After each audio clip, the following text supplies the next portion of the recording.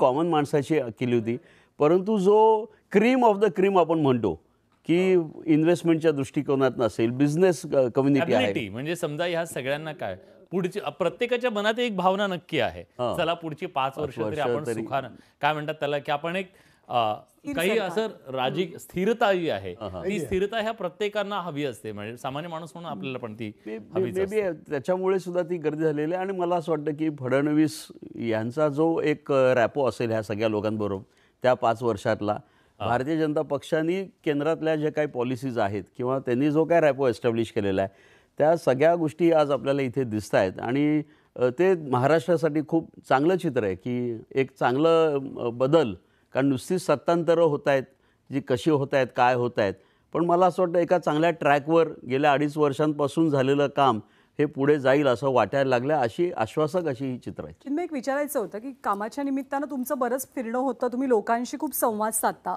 या लाडक्या बहीण योजनेमुळे एक महिला अशी हक्काची वोट बँक पण तयार झाली आहे. मे बी त्या वोट बँकेकडे या आधी कोणी इतकं स्ट्रॉंगली पाहतो आहे. आपण सध्या मुंबईच्या CST स्थानकाच्या चौकात आहोत. आझाद मैदानामध्ये संपूर्ण सोहळा रंगलाय आणि या सोहळ्यामध्ये लाडक्या बहिणी सुद्धा सहभागी झालेल्या आहेत. ज्या लाडक्या बहिणींना सरकारनं यावेळेला मदत केलेली आहे त्या सगळ्या बहिणींनी मतरूपी मतदान करून आपल्या सगळ्या भावांना मदत केलेली आहे. आज आप शपथविधि के लिए आई है, क्या कहना है आपका?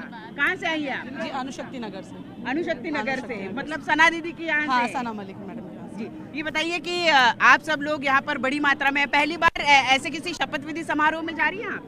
हाँ जी, पहली बार आए। रविंद्र सर के इसमें आए पहली बार हम लोग। अच्छा, पर इस इलेक्शन में तो बहुत कुछ कहा गया। जी हाँ, कहा भी गया और कर रहे भी है ना जी। हम लोग को सुविधा मिली है। आपको लोगों को पता पिछले कितनी चीज़ें मतलब हुई है। और अभी मेन तो सबसे मेन लाड़की बहना, कोई जितने लोग बैठे जितनी चली, लेकिन आज पहली बार जो बोले भी है वो करे भी है जी। तो आप में से सबको लाडली बहना का फायदा हुआ है? आपने भरा है लाडली बहना का फॉर्म भरा था? नहीं, मैंने। आप में से किसने भरा था लाडली बहना? आप लोगों ने भरा था और आपको मिले? हाँ, मिला भी। तो अभी फिर से गवर्नमेंट आई है तो लग रहा है कि देंगे वो? जी हाँ, बिल्कुल, क्यों नहीं देंगे, देंगे देंगे। और अगर नहीं दिया तो सना दीदी को बोलेंगे? नहीं, क्यों बोलेंगे, क्यों बोलेंगे? उनको पहले मिलता था, नहीं वे जैसे काम करते थे वैसे काम करते रहेंगे। पर मिलेगा ये? नहीं मिलेगा, विश्वास है।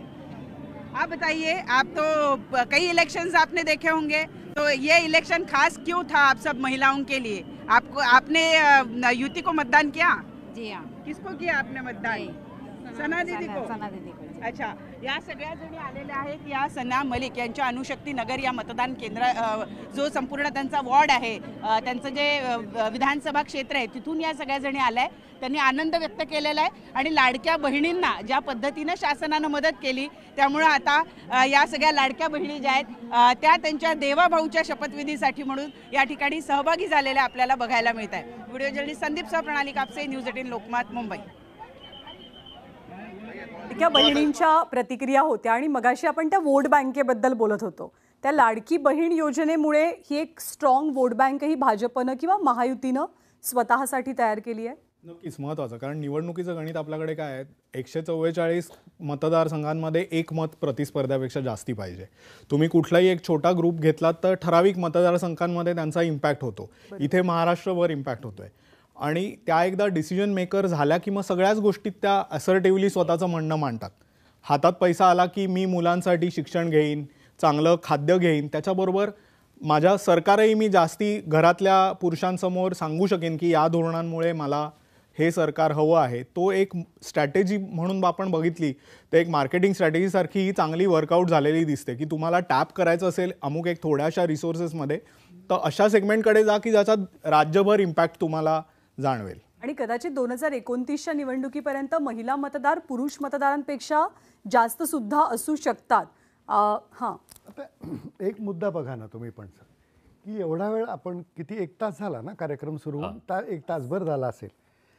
म्हणजे आपण तर समजा डिस्कशनमध्ये आहोत किंवा काही वेगळ्या विचारांच्यात आहोत, पण पब्लिकली सुद्धा यांचे जे अपोनंट होते फडणवीस, शिंदे आणि यांचे, त्यांच्या बाबतीतलं एक साधं पिक्चरसुद्धा किंवा कुठली रिॲक्शनसुद्धा नाही आहे. म्हणजे महाराष्ट्र हळूहळू तो जे होता ना तो सीन जुना, त्यातनं ऑलरेडी बाहेर यायला लागला. आता तो ते परत काय म्हणतात फ्लॅशबॅकमध्ये जायला तयार नाही आहे. एकाचंही नाव किंवा काही इथे कोणी एक तर त्या येणारच नव्हते, सगळ्यांनीच बहिष्कार केल्यासारखं होतं, अपार्ट आहे. पण चर्चा सुद्धा आपण आपल्यात सुद्धा होत नाहीये की आता त्यांचं काय होत असेल किंवा काय.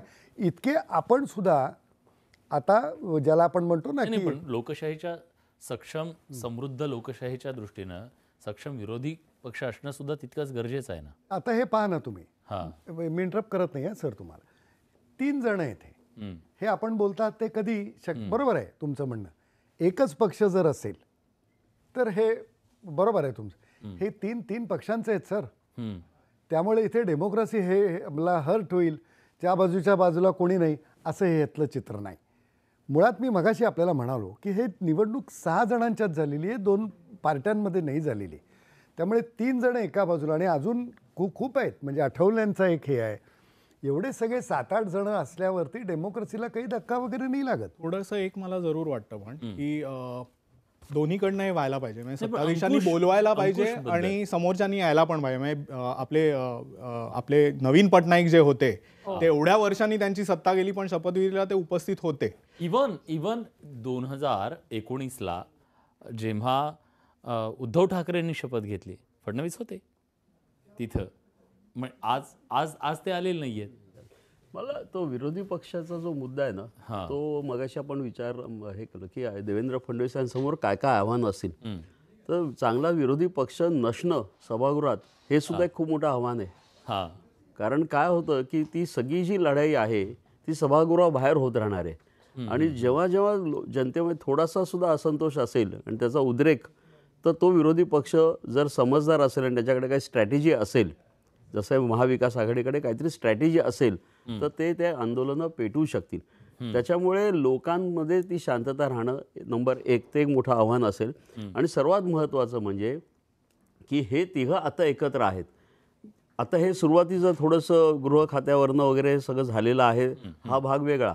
परंतु ह्यांच्यात जर कधी बेबनाव झाला तर एखाद वेळेला ह्या निवडणुकीत आपण पाहिलं असेल की सर्व विरोधी पक्ष तुटून पडले म्हणून ह्यांची युनिटी चांगली राहिली आणि मतं ट्रान्सफर झाली.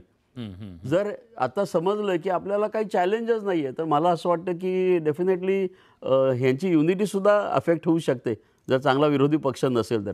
त्याच्यामुळे विरोधी पक्ष असणं अत्यंत आवश्यक आहे. म्हणजे ते मी पॉलिटिकली किंवा ते फिलॉसॉफिकली बोलत नाही, परंतु ती गरज आहे.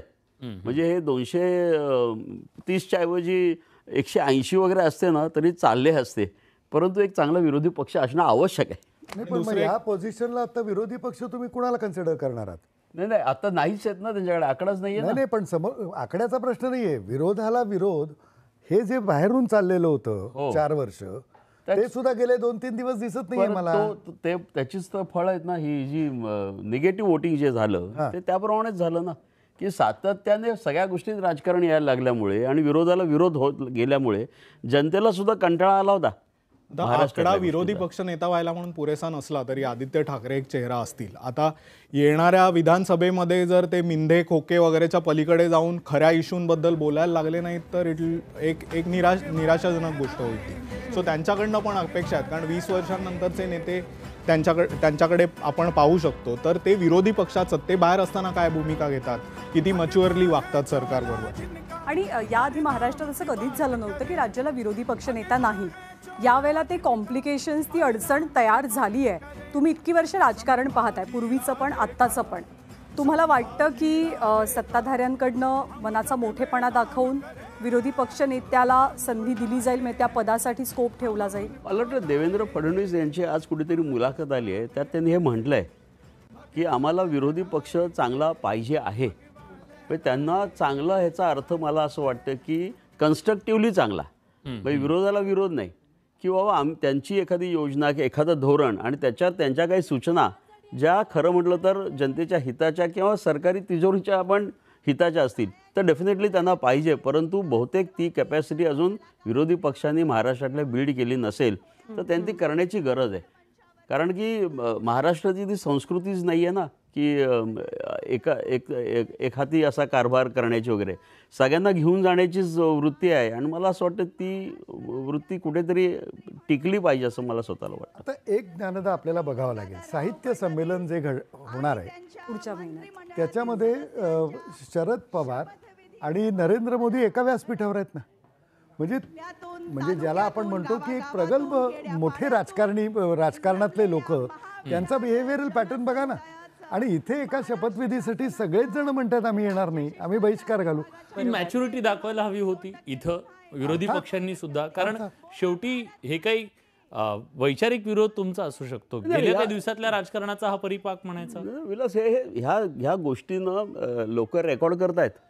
मतदार जे आहेत ना ते खूप सजग झालेले आहेत. त्यांना ह्या सगळ्या गोष्टी समजत असतात. किंबहुना मीडियामध्ये सुद्धा एवढी पॉलिटिकल चर्चा होत असल्यामुळे एखाद्या वेळेला पॉलिटिकल ॲनालिस्ट किंवा एक्सपर्ट जेवढा विचार करत नाहीत किंवा त्यांची मतं ठाम नसतात, तेवढी जनतेची झालेली आहेत. आणि त्याचं आपल्याला बरेचदा त्याचं कमेंट्स दिसलेले आहेत. तर मला असं वाटतं ते आत्ता असणं फार आवश्यक होतं. आणि विलास, तुम्ही जे म्हणता ना विरोधी पक्षाचं, मी तुम्हाला